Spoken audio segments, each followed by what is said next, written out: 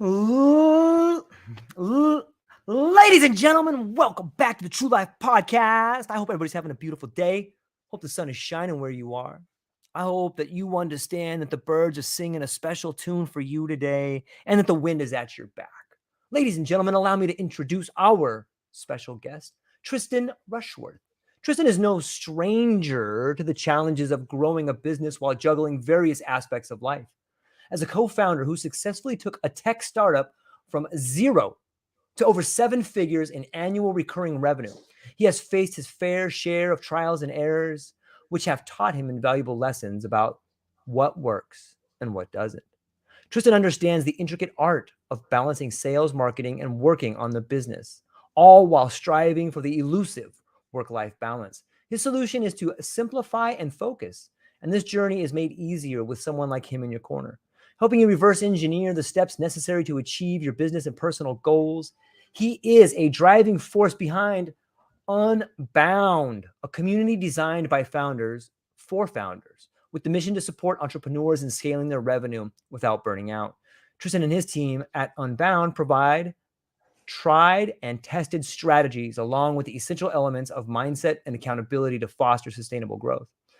Ladies and gentlemen, I would like to introduce to you Tristan Rushworth. Tristan, how's it going, my friend?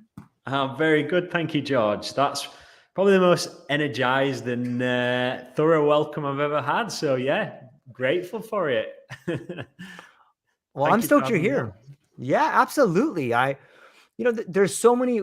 Prior to starting the show, you and I just began talking about the what happens when you begin listening to life and allowing the the world to talk to you through other people, and maybe you could give people a little bit of a background on your journey, like how did it begin to unfold? How did you end up where you are today, and like how did you get to this interesting mindset? That's kind of a big question, but why don't you fire off somewhere where you want to begin at?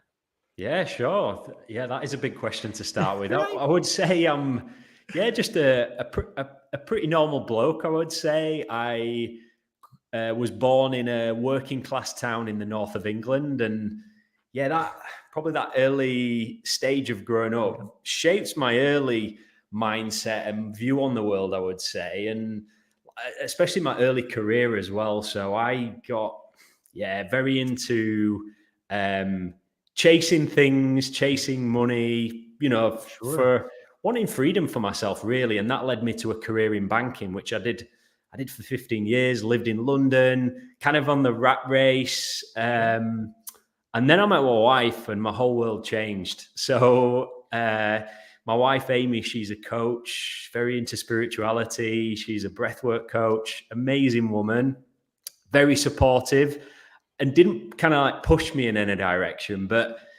kind of showed me the path of in a number of different ways, and especially with inspiring me to do what I'd always dreamed of in starting a business. And not long after we met, actually, I had the idea for a tech startup, which I founded with my best friend, and now one of my best friends, a third co-founder, called Fortis.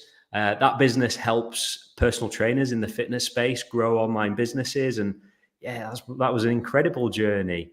And I feel like I've been on this path trying to find my purpose, which felt like this ethereal thing that I would never get to. And maybe that is part of it, where it's just like a journey where you kind of, figure out what's your purpose at each step in your life. And I'm really big into personal development and working on myself, which I'm sure we can get into some of that Yeah. stuff. But part of that journey for me has been really getting into breath work and body work techniques, because in some of the jobs that I've had in finance and then starting a tech startup, loads of pressure, loads of stress. And I've always been pretty good when it comes to habits, discipline. I'm very into health and fitness. I've always been into kind of like trying to optimize my mind, but I feel like I'd missed 50% of the equation with what I'd learned until I found breath work, because I was trying to solve everything from my head, and that worked until it didn't. And it was my wife again that showed me breath work. She got me a session for my birthday, actually. When we still lived in London. She said, You need to be home at a certain time. Don't be late. I've got a surprise. Came home, hot Italian lady in our apartment. I was like, what's going on here? We don't have Things are this looking kind up. of relationship.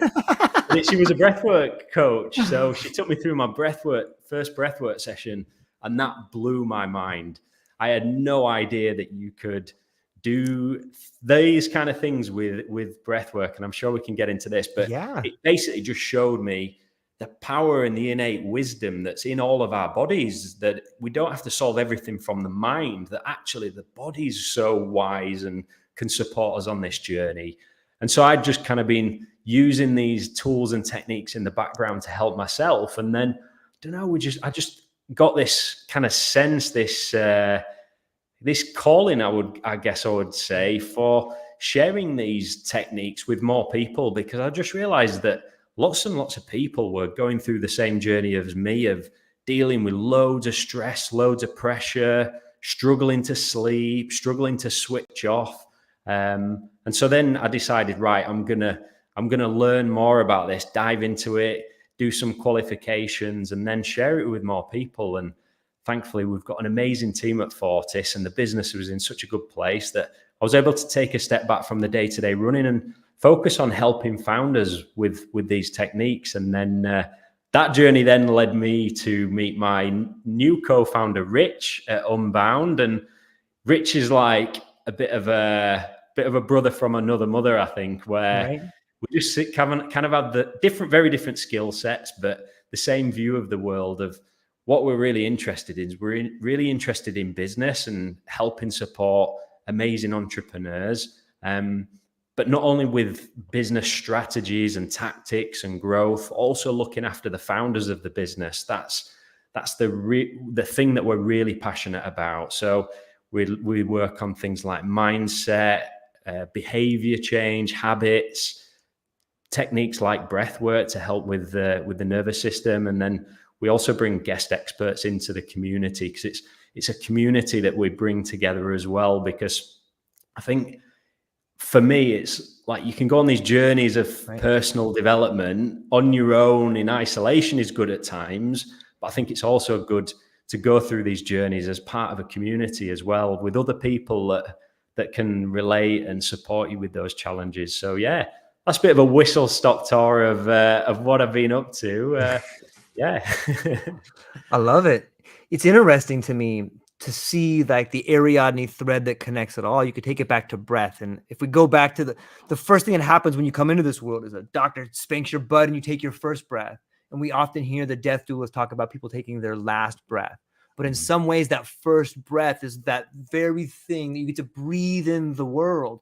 We forget about it. Like whether you're through a teenager or a kid, we forget that we always have our breath with us. It's like this amazing tool that we could choose to focus on, that will center us with our body, that will allow us to see the world differently. We're never taught any of that kind of stuff. What was it like when you took that breath class and you rediscovered, holy cow, I got this amazing tool that can change my outlook on everything? What was it like? It was incredible. I felt like somebody must have spiked my drink with all the drugs. Right. So the type of breath work I did in that first session is called rebirthing breath work. And what you do, I don't know if you've ever experienced rebirthing breath work, George.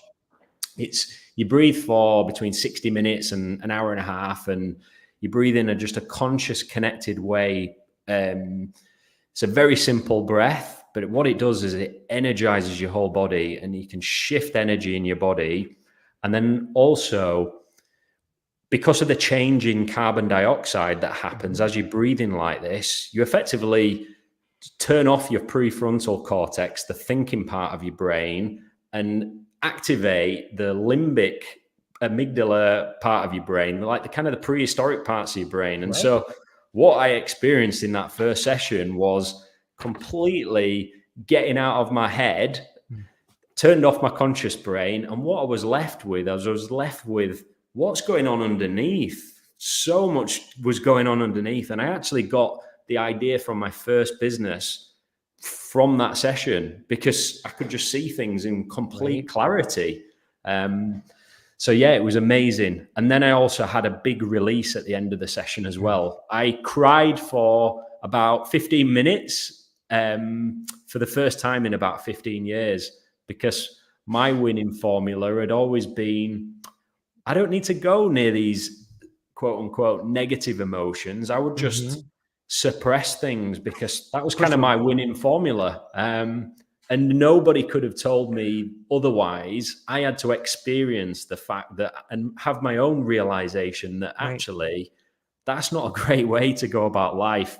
From my experience, what it felt like to me is it was like I'd been piling up the toilet for 15 years and not letting it flush. And I just, had a big emotional release, and I felt incredible after. It was unbelievable. So I felt like I'd lifted all the weights off my shoulders and just left that stuff at the door. So it was incredible. I love that. I love language. And when I hear you say things like, I had this clarity, does that mean you could see from like a different perspective, or does it like, maybe you could flesh that out? Like you had the first idea for your business and you had this clarity. Can you describe to us, like, maybe what was that clarity? What did that look like? So at that time, I'd been trying to think of an idea for a business, and it was almost like I couldn't see the wood for the trees. I was looking and missing all of the parts that were around, and that clarity, the experience for me was laying there towards the end of that breathwork session. It was like all the jigsaw pieces had been floating around in my head, and then it all just landed and all just made sense. And it was just like a deep sense of knowing. And that's been my experience with the breath, is it reconnects you with your body. And when we do that, you can start to reconnect with the power that you've got in there for things like your intuition and your trust. I really believe that these metaphors that we have of trust your heart, listen to your gut, are more than just metaphors. From a scientific perspective, they look at all of the neurons that surround these organs. There's so much data and information that comes from your heart and comes from your gut, that actually it's not all just from our head. It's not just the head and the brain that's the thinking part of this amazing body. But it was kind of like experiencing that was so powerful for me. I love it. I think it speaks to the relationship with spirituality. On some ways, when I hear what you're saying, and it sounds to me like, when you just listen to the words, like reconnection, clarity, listen to your heart. Like, these are all signs of people who have found more meaning in their life. And maybe you could speak to what is the relationship between breath and spirituality? What was it for you? Yeah. So, I mean, I wouldn't have said I'd grown up a particularly spiritual guy, but this journey that I've been on with the breath has definitely reconnected me with spirituality, because I think my experience of spirituality has been that it's kind of like a bit like personal development, figuring out what does that mean to each individual, that it's not, subscribing to one particular feeling, belief, that actually it's quite a personal thing. And, there's these things that we hear about all the time, like human consciousness. And what my experience has been is just kind of really understanding and realizing that there's so much that we don't know as human beings. And, if we went back 300 years, like the stuff that we know now that we didn't know then, probably the same is going to be happening in the next 300 years. And I think probably science in these fields will probably get a lot clearer on things like consciousness and things that we call spirituality, that actually there's so much that we don't know. But I've found by somatic techniques like breath work have enabled me to get into a place where I'm not so much in my mind, where I'm actually just kind of like more accepting of like who I am underneath these layers of identity that I've built up over my life, and just being a bit more able to sit with who I really am underneath. And that for me is translated into like in lots of different ways, that it's helped me to kind of get out of this cycle of constantly relying on external factors for happiness, gratification. I mean, that's definitely a journey that I'm on, but it's definitely helping. But then also it's helping me, I feel like, connect at a deeper level with other people. You know, that I think Yeah. being more connected with my body and my emotions has then translated to making it easier for me to connect with other people, both inside and outside of work, I think. Yeah. Yeah, it sounds like it's contagious. And I've been speaking to so many different people who are talking about different healing modalities. And I'm curious to get your opinion. It seems, at least where I was raised, and if you listen to a lot of the news or whatever, when there's a sickness, it's a contagious. People get ill, they give each other a cold, they give each other a sickness. But might healing be the same way? And if I just look at the story so far, here you found this technique to help you uncover who you are. You have a company called Unbound. Your relationships are getting better. Like, that sounds like a contagious, uplifting spiritual thing that's happening. What do you think about health and contagion and breath work? Is this all contagious? I think so. Yeah, I think it really is. You know, I think the people that you surround yourself with, the energy, like the thoughts that you think about Yeah. yourself, how you spend your time, like I think all of these things just like I think if you could analyze who someone's surrounded by, what they're thinking, what their behaviors are, what their habits are right now, you could really quickly plot on a map where someone's happiness and health is, I think. And yeah, I think it goes way beyond sort of like thinking about traditional Western medicine and a lot of Yeah. things. You know, I mean, that's definitely, I believe, got its place, but you know, I think there's so much more for us in terms of like, you know, the healing power of the mind and the body. You know, as I said before, I think there's innate wisdom in there that if we learn to trust it, there's so much power there. But then, you know, I think, I think it's all a journey. I'm still learning anyway. But I definitely agree with you. Yeah. Have you experienced different? So when you had that first breathwork session, I'm sure you've had other kinds. Is there different things that happen when you do breathwork by yourself versus being in a group setting, or is there breathwork in a group setting, or Yeah, what's going on there? I think there's a different energy when you do breath work in a group setting for Mm, sure. And that can be positive and that can also be challenging. You know, I think mm, people's energy in once you get into a deep breathwork session, you know, that taking on other people's energy is a real thing in yeah. those moments. But then there's also loads of different types of breath work. It's a little bit like fitness. You know, you've got CrossFit, running, powerlifting. It's the same with breath work, where you've got these like really deep, I would call transformational types of breath work, like Mm, rebirthing, where you can go really deep into your subconscious and you can really do healing. It's been my experience, like I said, of releasing yeah. emotions and trapped energy. And then you've got right at the other end, very functional breath work, where I've also really benefited from these techniques as well, of managing stress, being able to get to sleep really quickly. And then you've got stuff in the middle that you can do all sorts with it. It's amazing. You can increase your endurance, you can improve your posture, digestion. Yeah, it's so powerful what you can do with the breath.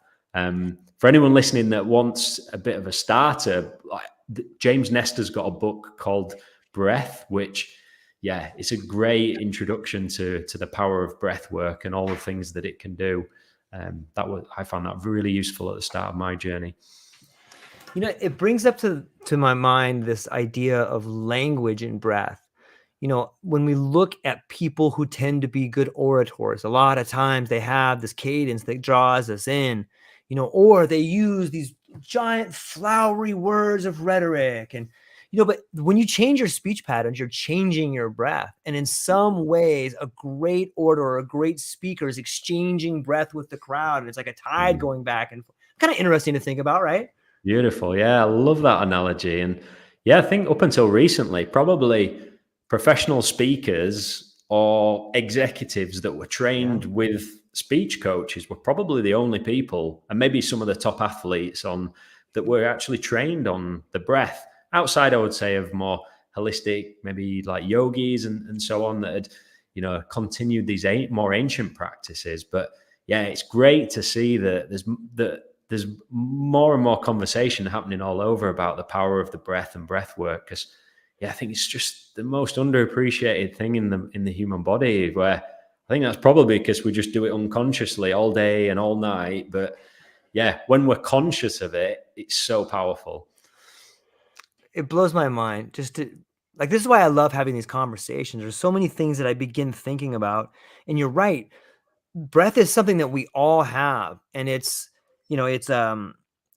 something that you can do consciously or you can do unconsciously. In a weird sort of way, I feel like we're at this pivotal moment in life where we're beginning to understand that we are way more powerful than we've ever thought about. Like no one knows, like, how do you grow your hair? No one knows how you do that. But we're only beginning our breath. Like we can't learn how to grow our hair yet. Like we're just learning, okay, I can breathe or I can not try to breathe, but it's still going to happen. Like I feel like we're just becoming conscious of what kind of a species we really are. And I think that the breath is like the first part of really beginning to understand what is possible in this next evolution of who we are and what we're becoming. It's kind of exciting to think about, man. I love it. Really is. Yeah, it's so true. And I think quite often in life, the most simple things can be the most powerful and profound. And it's definitely something I don't take for granted anymore. And I love the realization that you said there about, it's the first thing we do in this life and the last thing we do in this life, but there's so many breaths in between. And, we can, if we can be more conscious about those breaths, we can do great things particularly for our energy and for our health. Yeah, it's fascinating to think about it. If you look at a lifespan as a series of breaths, I think people would choose their words much more wisely. Like you only have this many breaths. You better pick some good words, and you better try to expect some good change over here, because every breath, one's gone. Absolutely. When you think about, I was reading through some of the Unbound ideas, and you talk about business performance and founder performance. Maybe you could talk a little bit about that. Like how are those related? Is it fractal? Is the founder performance part of the business performance, or what's going on there? Yeah. So it's something that me and Rich are both really passionate about with this community, because we're building the community that we wish we'd had at the start of our journey as founders. Because there's loads of information out there, I think the way that the world is now, nobody's short of information.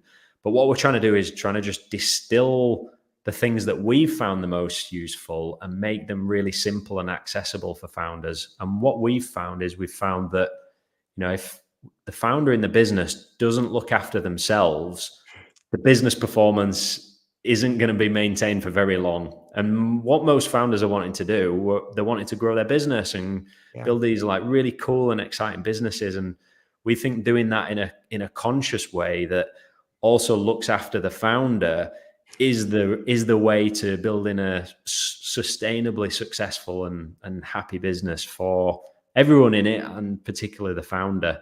And a lot of that comes down to things like working on mindset, because I've found that running a business is probably the biggest personal development course you could ever take, because it just shows you every corner of your limiting beliefs and self-sabotaging thoughts and riding the ups and downs. And we want to be there to support the founders that we work with. And one of the big things we do, I've got one here actually, is journaling. So we've got an Unbound founders journal. This has been a game changer for me, of just asking myself really, really good questions every day about checking in with myself. How am I feeling? How's my energy? What do I need to do? Who am I showing up for today? What are my whys? What am I focusing on today? And, what do I want to get out of the day? So for me, it's been a game changer of just, being more present with every day. I guess maybe that part of that comes with being 41 years old as well now, that growing up and getting a bit older, you start to appreciate these things.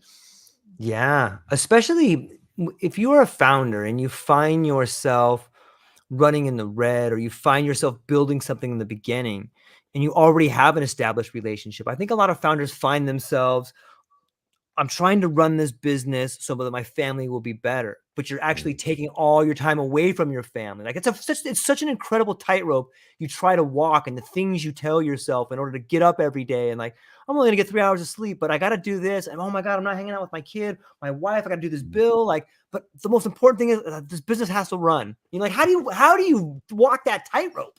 Yeah, it's always a challenge, I think, isn't it? And Yes.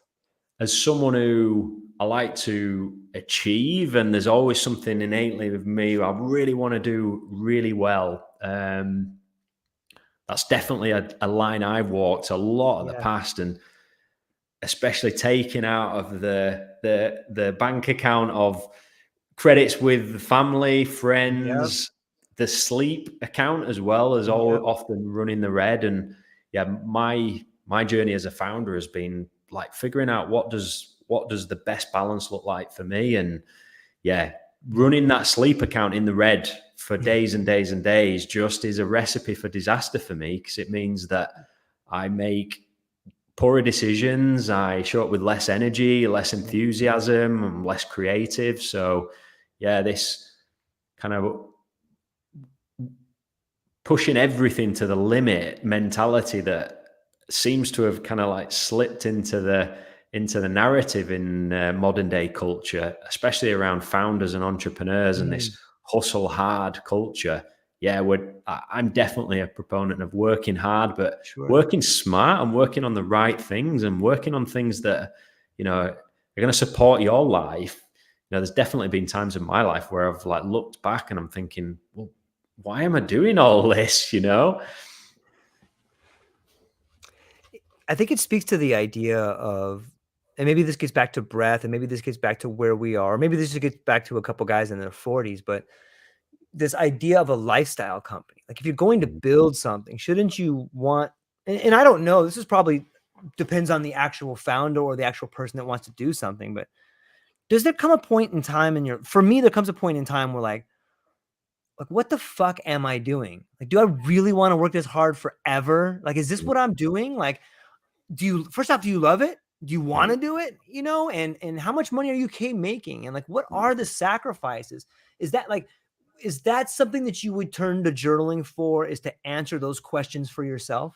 Yeah, it is. And also I'm grateful to also have a great support network myself, which is another reason why I'm so passionate about Unbound. I've got a great wife who, because she's a coach, she often asks me great questions. And she asked me one a couple of years ago. She asked me a really good question, a really fucking good question. It was, when are you going to start enjoying your life? Because it was always, right, well, I'm going to work really hard, so in a few years we'll get to this point. And that was a never ending cycle for me, where there was always something else. And actually, what am I doing? I now live in Mallorca in the Balearic Islands, a beautiful island where there's so much great stuff going on around me. And now it's being conscious of having a balance of enjoying life right now fuels my energy and fuels my ambition for the work projects in my life.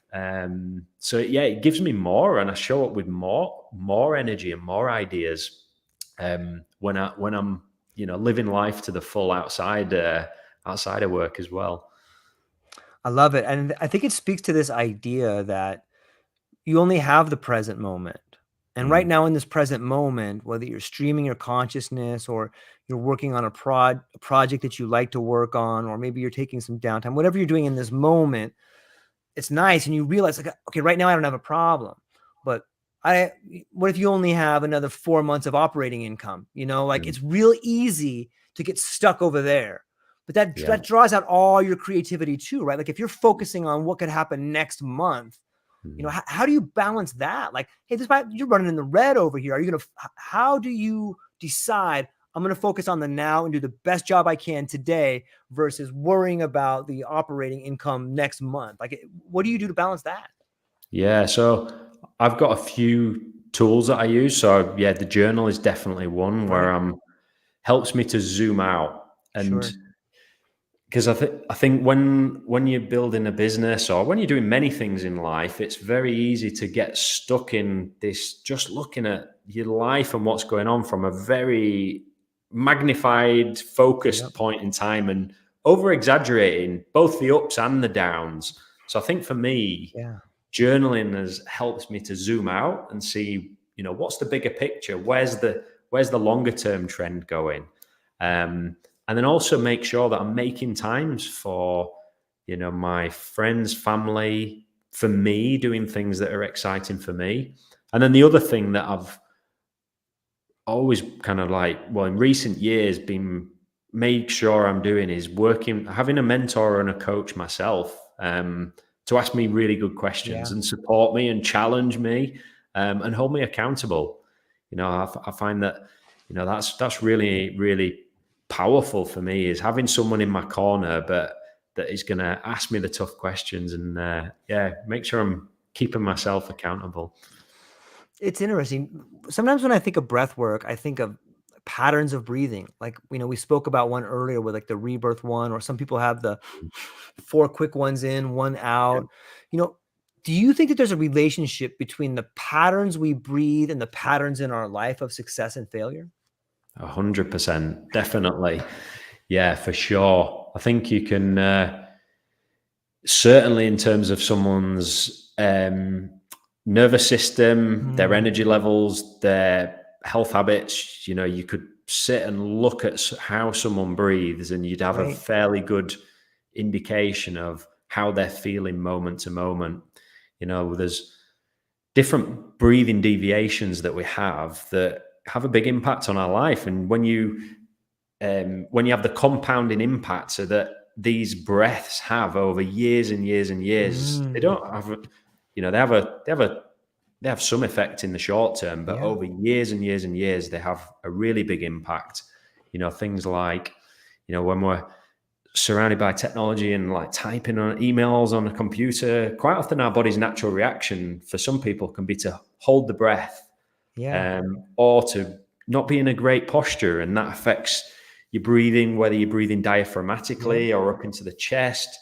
These things have a big knock-on impact, not only on our health, but also on our energy and our nervous system as well, because the breath and the nervous system are intrinsically linked. And for a lot of people, if you're experiencing challenges around dealing with stress and pressure, the breath can be a great way to relieve that. Because my view is that stress has become this really triggering word, where whenever we talk about stress, it's negative, but actually there's a completely different reframe that we can have around stress, because the stress responses in our body, that we've evolved with these stress responses for a reason, because it helps us, if it happens in the way our body's designed. So when we experience a stress response, it switches everything on. We're energized, we're focused, whether that's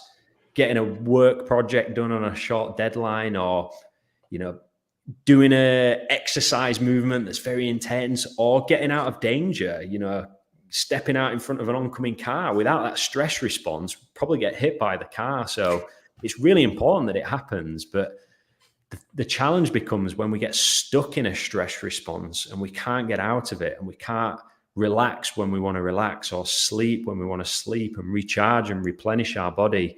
And that for me is one of the most powerful things I've taken from breath work and understanding my body better, is that I understand how I can shift through the gears in my nervous system and be in the zones where I want to be. And when I want to be switched on, I'm switched on. I can be focused and productive. But then when I want to relax and recharge, then I know how to get into those states as well. And, I think learning about how your body works is just, I wish they taught us this stuff at school.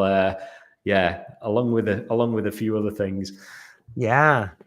It's so, just thinking as you're talking, that if you breathe a certain way for 10 years, you're training your body to use oxygen in a certain type of way. It could be the same way we have limiting beliefs. Maybe that's a product of limiting breath, or patterns. And it's really amazing to just breathe and think about all the things that are happening. 100%. So my My grandma, for example, she's suffered for many, many years with something called vertigo, where she went to the doctors and they prescribed her to try and stop the symptoms, but never got to the cause of what was going on. And when I started to learn about the breath, I realized, well, just looking at how she breathes and how she reacts when she's stressed, these vertigo attacks always happened after a really stressful moment in her life, because her behavior over decades and decades and decades, when she gets stressed, she would breathe short, sharp breaths into her upper chest, and that's really activating for the nervous system. And so what was happening for her is a nervous system would get into overdrive, and the only way that her body's only resolution for her nervous system being activated was to have a vertigo, put her down on the bed. She would be sick in bed for a few days, no choice but to rest, and then she would recover.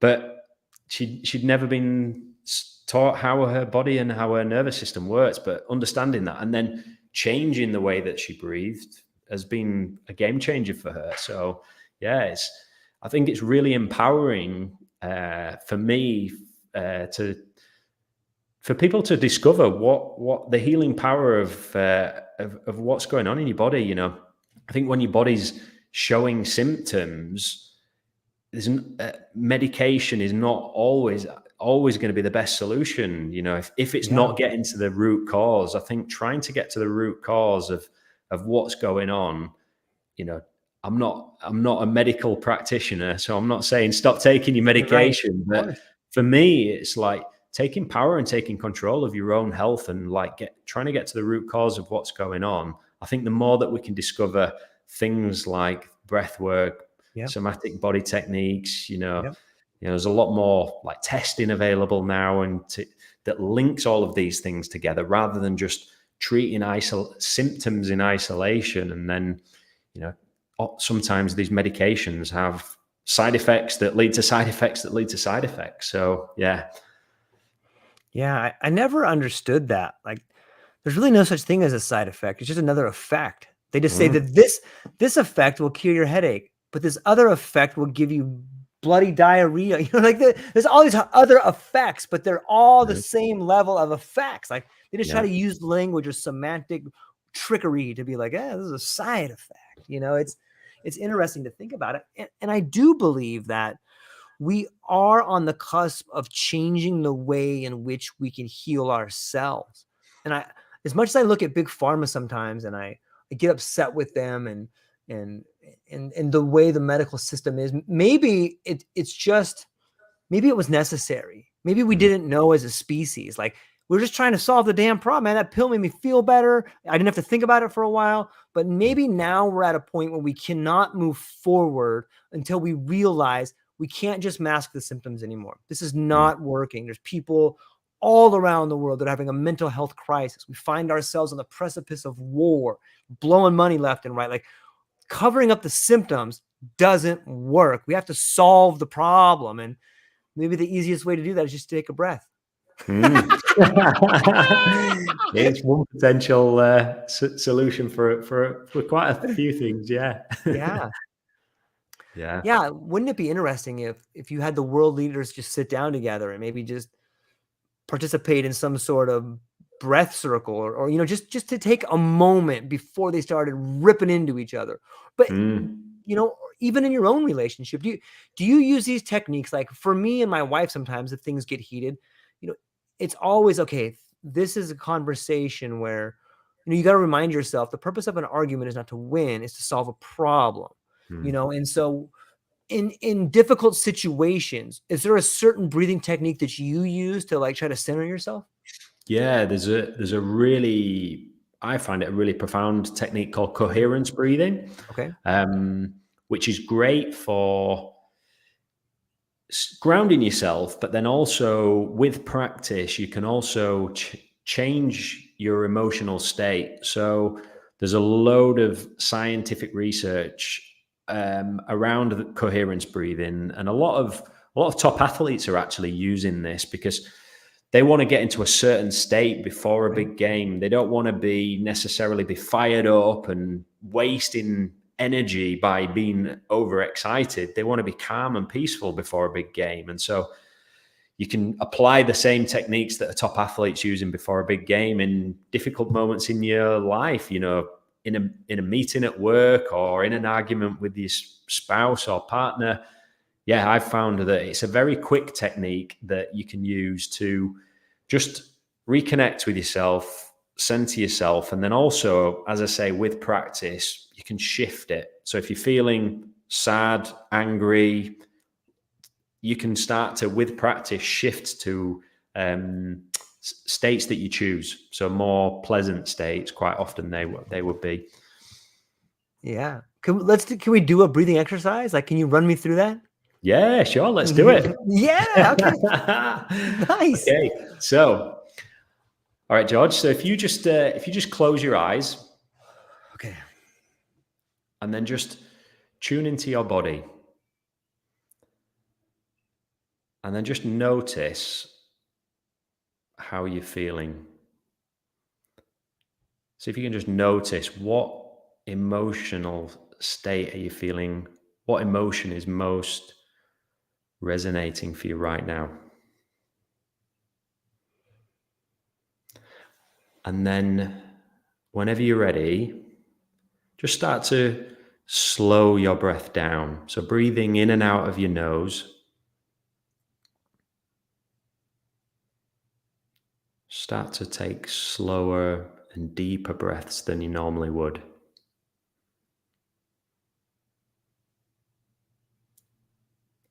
And then as you're doing that, just start to shift your attention to the area of your body where your heart is. Just keep breathing slowly and deeply into your heart.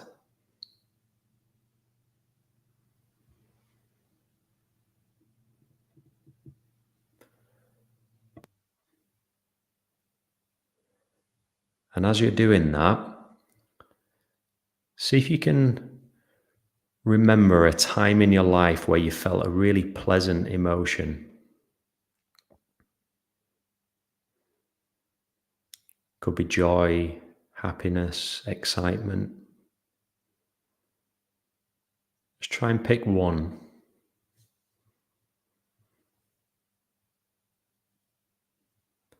And breathe that feeling slowly and deeply into your heart.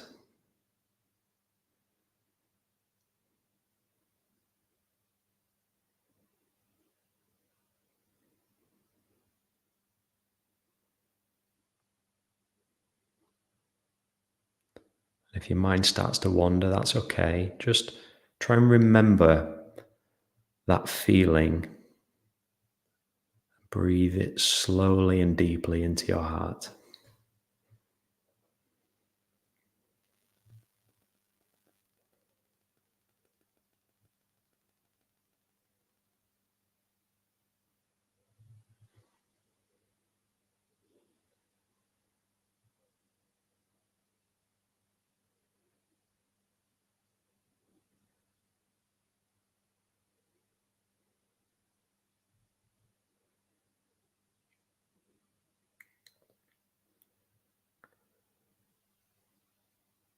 And then whenever you're ready, just return to your normal breathing with your eyes closed. Just tune back into your body and notice any subtle shifts in how you're feeling.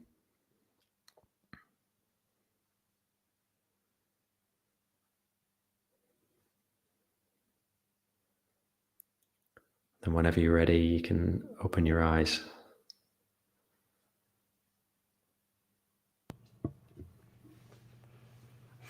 How was that for you? Really grounding and really beautiful. Yeah? Even like a sense of time dilation in a way. Mm-hmm. I mean, it's kind of like that. I was like, whoa, this is. I want to be careful with the words that I use. I would say time dilation in some ways. Like I felt like I was actually with my wife and we were on a vacation and could really experience it. It's amazing Beautiful. how fast you can go there. Yeah. Yeah. Have you Thank you for ever that. done a technique like that before? I have read a little bit of breath work, but I have Yeah. never sat down and practiced it. You know, I've done some things before a very stressful meeting to just to Mm. try to bring my heart rate down, but I've never infused intention in it like that. That's beautiful. Amazing. So with that particular technique, with practice, the feeling and the shift that you can get in your emotions can get stronger and stronger as you build the connection between your brain and your heart. So I think we did that for about a couple of minutes there. So great that you felt like that experience from such a short amount of time. And yeah, just with practice, yeah, that will get faster and quicker to the point where if you really practice it, you can do it, that Right. technique, with your eyes open when you're in a conversation with someone. So I love to do it where I notice if I'm not really that present in the conversation, it's almost like just a feeling that you can switch back into and really quickly ground yourself and switch to a different emotional state. So yeah, I really love this technique. I think it's great. Yeah. I'm not, I like to read about neuroscience, and it seems to me in some ways what's happening is that it's like the neuroplasticity, like you're fundamentally changing the meaning, or you're reinfusing meaning into an event, or you're able to recall that meaning in a way that is much more tangible and really call upon that and control it in some ways. It's really amazing to think about. Yeah, it's so empowering. I believe, because to quite often we think about emotions as these Yeah. things that happen to us, and we're not in when we don't have any control over them. But the emotion is just a chemical reaction that happens in about 60 seconds in our body, and then we have a feeling that comes after that, and that's what we put a whole story to, based on our experiences through life, that this emotion feels like this to me, and then we create this whole story. But what you can do with techniques such as this, you can shift to a different state, have a different feeling, and have a different energy that's going on in your body. Because coming back to this, like how powerful the body is, we can't necessarily think our way out of an emotion all the time, but what we can do is we can use the body to actually take us to a different place. It's, with really extreme emotions, it's more challenging and can take more practice, but yeah, that power is definitely within us, because from the heart, it sends 7 times the amount of data to our brain than the brain sends to the heart. So, that for me just shows the power of, like, understanding how our body works. And, in these more challenging moments, it can be really empowering for us to know that, we can have some control over things, or we can influence our experience of what's going on.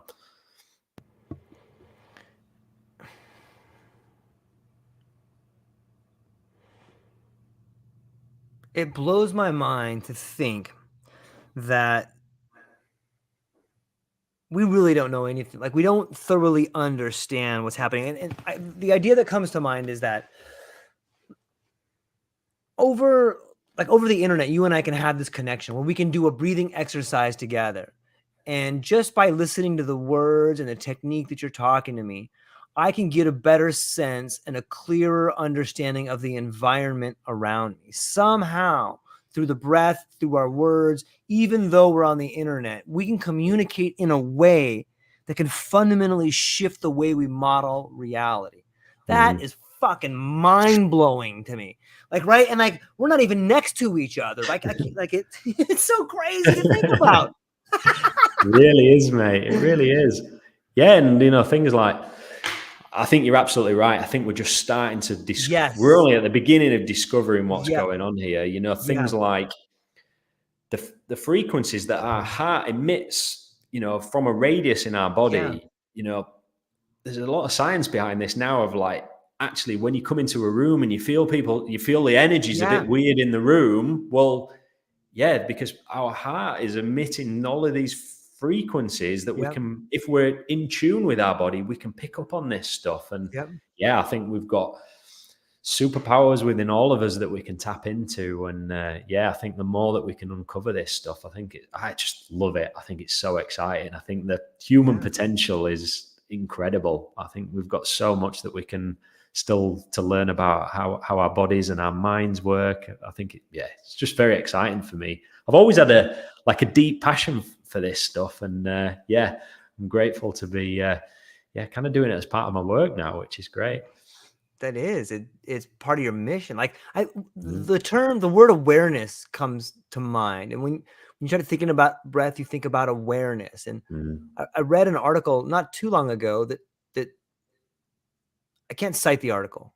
However, the article, paraphrasing here, was something along the lines of, when you walk into a room, you instinctually take a big breath. And in that big breath, your olfactory senses are processing all the people around you. Like, you see, sometimes you get this vibe like, oh, I think they're having problems in their relationship, or, oh man, this girl, whoa, I don't know about that, or this guy is kind of an asshole, or whatever that information is coming to you, might that be coming to you through the breath and like the way we process information through all like that? That's like, if you just look at different animals do it, like, why wouldn't we do it? I think right? the breath was the start of the journey for me, but I think, kind of like being more in tune. I was so disconnected from my body. I was so in my head, I was in a very logical, structured career. And I'd just become so disconnected from my body. And I think for me, when I've reconnected with my body and understood and been able to tune in and listen to what's going on, I think you start to become more aware of what's going on around you in terms of energy and other people's emotions. And, when I always remember a conversation I had when I got my first promotion to become a manager. And I remember my manager said to me, you need to work on your EQ. You need to work on your emotional intelligence, because I was quite a young leader. And it made sense to me. So my head went, right, I'm going to read all the books on EQ. And I was just like, I felt like a fraud that I was playing this game of like trying to be in touch with someone's emotion and going almost like a process checklist. Okay, what's the next question I should ask on the list? And I feel like I'm getting it now, where actually by being more connected with my body, I can be more connected with what's going on with other people and almost like intuitively understand, okay, something's not quite right with George today. I'm just going to check in and see how he's doing. And, human to human, just like see what's going on for him. And that's kind of like part of the power that I found of these, like I said at the start, 50% is in the mind. And then I believe like the other 50% is like, the mind is powerful, but so is the body, so is our consciousness and all this stuff that we don't really understand yet, but we all feel it. We all know that intuitively that something's going on there, even if we've not, understood it down to like, understood in that we can teach it in a science class. That brings up a good point. Do you feel like this shift that you're talking about now, do you feel like this is something you learned, or do you feel like this is something that was revealed to you? I feel like it was revealed to me. Yeah. So I think if you'd have told me about some of this stuff logically, where I am now versus when I did that first breathwork class 7 years ago, I think if you'd have told me this stuff, I'd have been like, you're talking some woo-woo nonsense here, mate. Totally. But I think when you experience, like when that's like your lived experience, that you just felt it, and like, no one can kind of take that away from you, really, that you feel it. Yeah, I think it was Carl Jung who spoke about, there's some things that can't be learned. They can only be developed inside of you. Yeah. And maybe this comes back to trauma. Maybe we all have to live a certain amount of trauma so that something can develop inside of us. And then we find these modalities to help bring us out, whether it's breath work or psychedelics or sound healing. What do you think about that? Might there be some sort of test we're going through, or what's your philosophical take on that? Yeah, I think so. And I think these are the things that when I think about what are the things I'm interested in, it's Yeah. always these like never-ending journeys, these constant learnings, whether it's personal development or like understanding like how to get the most out of your body and mind or business. You know, these are all just like never-ending journeys where it's really challenging. Lots of stuff to learn. I don't know. That's where all my mind and head has always been pulled to. I think it's really fascinating. Yeah, like I you know, when people in construction, they'll snap lines on stuff, and then they'll have a line they know where to cut and things like that. And in some ways, it seems to me, at a certain stage of your life, something snaps, whether you have to break and then it snaps, but there's an alignment that you begin to see happening. And I hear it in the way you're describing your journey. Like all of a sudden, look, George, I'm doing this thing that I love doing now, and I'm over in this place I love to be. And you should meet my beautiful wife, George. Like, you know, I'm not saying that there's not any problems or stress out like that, but there's something to be said about your worldview and alignment, right? And breath, like all these things seem to be in alignment with one another. Yeah, I think so. And I think if I look back in my life at all the most, it sounds so corny and cheesy, all the most difficult and challenging moments, they've always been the doors that have opened to finding something amazing that I think if one thing I feel like I'm good at is like trying to take the positive out of situations. And I think if you're able to do that, if you're able to reframe what's going on and learn from those moments, I think they can be the accelerators to go in either a new direction or take things up to another level. You know, for me, you know, I discovered breathwork because I was on the edge of a burnout, because I was under so much pressure at work and I didn't like all the things that I'd done before, healthy eating, working out in the gym, you know, they weren't working for me because it was all from the head. And it took that like really difficult moment for my wife to think, right, well, what can I do to help? Well, you know, let's book him in this breathwork class. And thankfully that was the thing for me. You know, I'm not saying breathwork's the thing for everybody, but I think for me, having that, being able to like reframe in those difficult moments or more challenging moments in life is, it's been amazing for me anyway. Yeah. I think it echoes our conversation in those moments of despair when, you know, you're desperately searching for meaning. You know, that's when you find yourself alone with your breath. And we've already spoken about it. Sometimes the breath can be a way to retrain your mind to see the world differently or see your situation differently. And sometimes it's in those quiet moments of despair that we take this giant issue that makes us want to jump off a bridge and turn it into the catalyst that makes us want to climb the tallest building. Yeah, for sure. Absolutely. Yeah. And being able to go deep in those sessions and like see what's really going on, like outside of what is my conscious mind thinking of, and like what's sat beneath. I'd always read about loads of successful people, like enlightened people using mindfulness meditation. I've always kind of struggled with that because I've got a really active mind and I just get frustrated sitting there. So I think if you can find what works for you and what works for your body, for me, it was breath work. It was being able to just show up and breathe. Got me to that really deep meditative place where, you can just like get back to who you really are. I think that's a beautiful place to be. Yeah. I heard a quote one time that was something along the lines of self-awareness, self-respect, and self-love. I think it's really wonderful to begin seeing that you're perfect. If you just take time, if you just take a breath, you know, where you just see the world a little bit more clear, man. It's amazing to think about. Yeah. I mean, coaching lots of different people with breath. A lot of people have kind of like opened up to me with what's going on. And I think self-love is like something I'd struggled a lot with along my journey. You know, that voice in my head was always my own biggest critic. And I think those thoughts have a lot of power. You know, I think these words that we say to ourselves, they're not just throwaway thoughts that don't have an impact. I think they impact our health, our beliefs, our identity. So I think, finding ways that you can reprogram those thoughts and have more self-love and self-compassion for yourself in the journey, and be able to zoom out and see where you out of the day-to-day ups and downs, and see, where are you going, how are you doing in the long run? I think most people will find that actually you're doing all right. And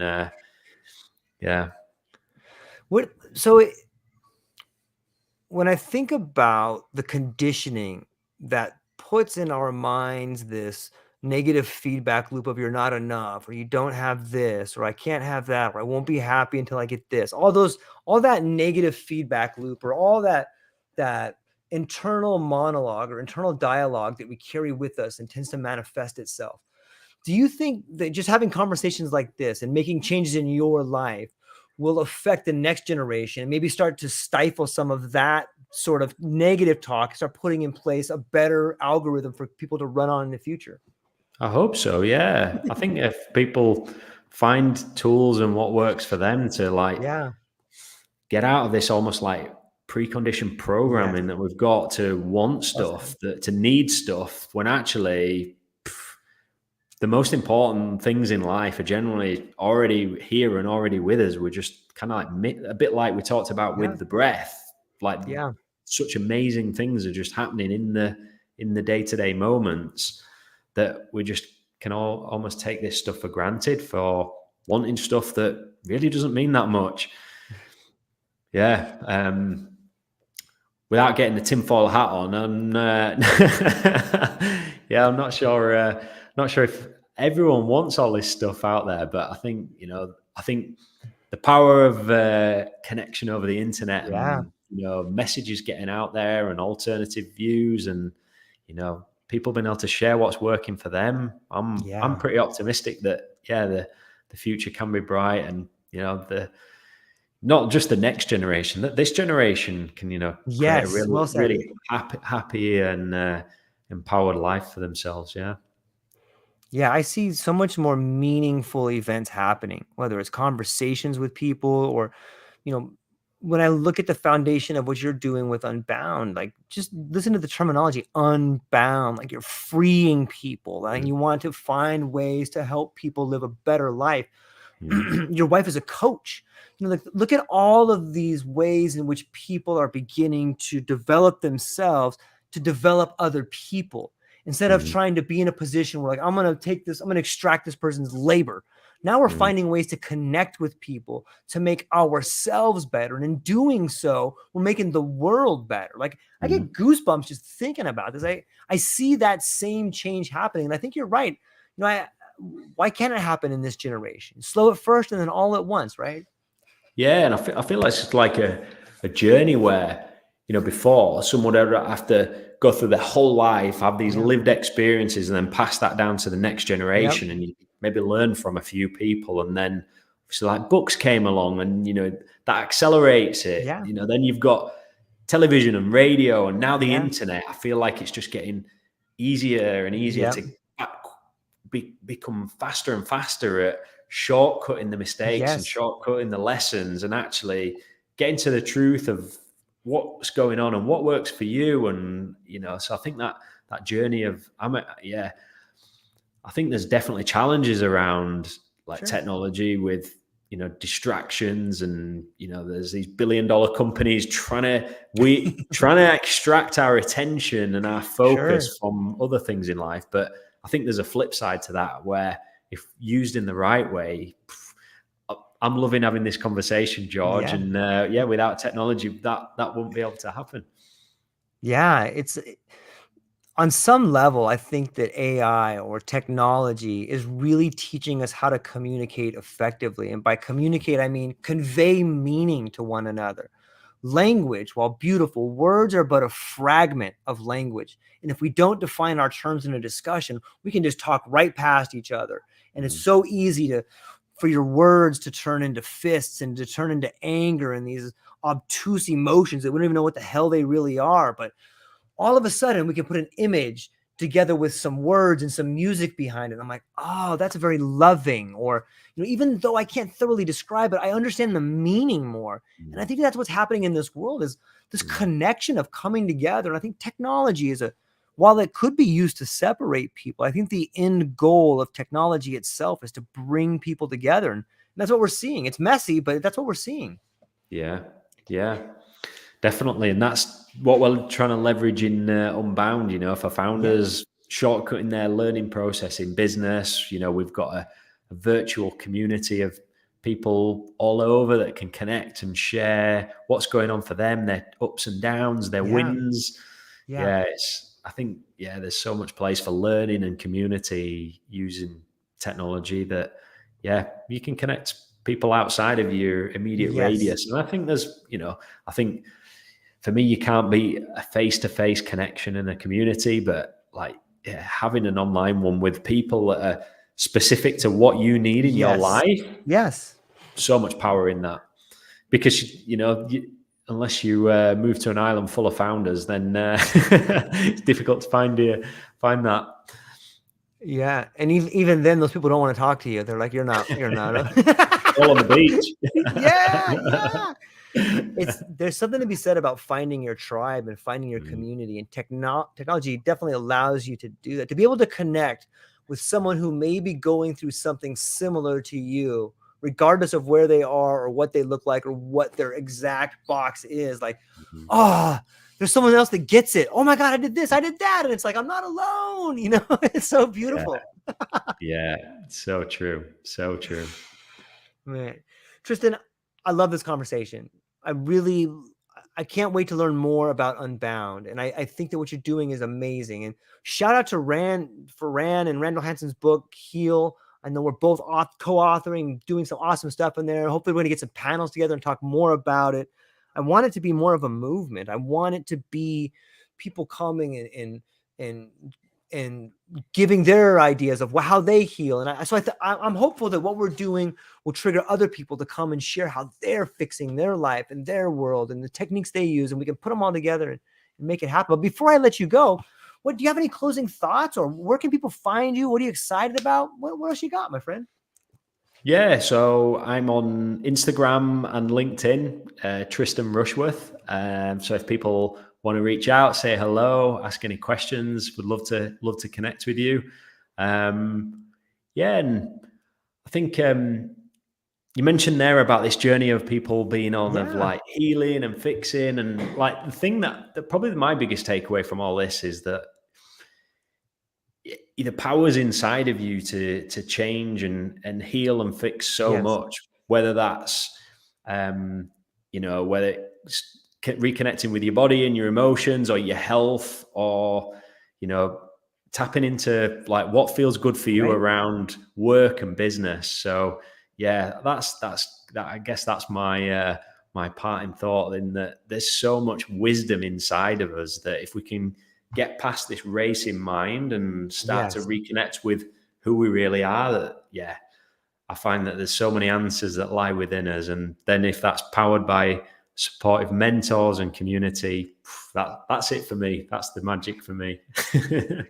Yeah, I think that's a huge step for people. I think on some level, we've been trapped into this idea of scarcity. So a lot of people wake up, myself included, I spent a large part of my life going out and doing things because I felt like I had to. And only until later in life did I realize, you know what, my whole life I've read these biographies and I've read these mythologies and all of these stories about people saying, why don't you do what you love? And it's like, I never had the courage to do it. But then I finally, at the age of 50, I'm like, maybe there's something to it. Maybe often you hear in stories or myths, people say I would die for this cause. But how many people really live for that cause? How much rewarding can your life be if you choose? Choose to do, I'm going to do this thing I love. But all these questions come up, why are you going to make money? No one's going to believe that. You can do that. I don't know, but those are the things that you must just set aside for a little bit. Even if it's just a second, if you can begin setting those things aside for a second, okay, is it possible? Yeah. Maybe. You know, like, and then all of a sudden that clarity, those things start to fall away and life unfolds in front of you in a way like, hey, maybe there is a path. Maybe I could do what I want to do and be successful at it. Like, isn't that such a beautiful thing to begin thinking about? Beautiful. It really is. It really is. And there's a quote which I love. Whether you think you can or you think you can't, you're probably right. And I think for people that are like sitting on the fence or doubting themselves, that, you know, go after, I think you can go make it happen if you really believe that you can. I think so many people can. But for me, it was kind of like slightly different. I think I didn't have this one thing where I was like, this is what I want to do. And I almost like, because I wasn't in a career that was my purpose, I almost like put this pressure on myself to discover my purpose. Like this was like some lost treasure, that'd be one thing that I'll find and like, right, this is it. This is my whole life's purpose. You know, I think for some people, you know, maybe you want to be a musician or you want to play sports at the highest level. Like for some people, I think maybe the path to that is really clear. It wasn't like that for me. So I think for me, it's also been a journey of discovering that finding my purpose is not necessarily my whole life's purpose, but it's what's my purpose right now? What's the next step that I need to take that's aligned with my values, my beliefs, how I want to be spending my time, where I want to be putting my energy. And that felt like a lot less pressure when I started to realize that okay, so what do I want to be working on for the next 5 years rather than the next 25 years? I love that. I think that's great. I think that's wonderful. For me too, like I didn't think, you know, I'm just going to be a podcaster. Like I kind of thought that, but I didn't realize what that meant. Like it's so nebulous. You should be that. Like, of course, if you just say that, but there's something that happens. Like I think finding your life's purpose begins with taking a step down the path of purpose. This feels right to me, even though it's really fucking scary. It feels right to me. I'm going to take this step. I'm going to take one more step, you know, and like the purpose will unfold in front of you. Like you don't know what you don't know. And so many people like let that be the thing that stops them from taking that first step. But if you just take the first step, it's like that. It's like having a flashlight. Like, okay, you take another step. Oh, there's another stone over there. I can step on that one, you know, and then pretty soon you're so far away from this life that wasn't very fulfilling. You can't turn back. You know, it's like it pulls you, it's a gravity, like it pulls you towards it, man. I want more people to do it. Like just take that first step. Well, if you're not inspired by that, then I don't know what you will be, but that's a great analogy. I love that. Yeah, so true. That's definitely been my experience of it as well. That, I would never think I would, you know, seven years ago, I'd never think where I am now. And, you know, maybe that path still keeps winding, but as long as I'm trying to enjoy the journey and enjoy the moments in between as well. And so much self-discovery. Like you start learning about like, wow, for me on this path, I really learned, I had some real big trust issues with like the people I love the most, you know? And I was like, oh my, I'm just pushing that stuff down. Like this event that happened to me, now there's no hiding. Now I must talk about this. Oh, I don't want to talk about it. And then as soon as you talk about it, you're like, I love this person more than I've ever loved them in my life. You know, why didn't I do this 10 years ago? You know how much better my life would have been? Like life is dancing with you, and it really will conspire to help you if you just have the faith to take that step. Ladies and gentlemen, do it. One baby step. Just take one baby step today. Love it. Tristan, this is amazing. I hope everyone takes an opportunity to go down and investigate what you're doing, because I love the way in which you describe your path. I love the healing modality of breath, and I love the candid conversation that you're willing to put out there for yourself and help people become unbound. And I look forward to further conversations. And so truly thankful, my friend. And hang on briefly afterwards, because I'm going to hang up with our friends here, but I wanted to speak to you briefly afterwards. So ladies and gentlemen, go down to the show notes, go check out our friend Tristan. The links will be down there. That's what we got. Ladies and gentlemen, aloha. Thank you for having me.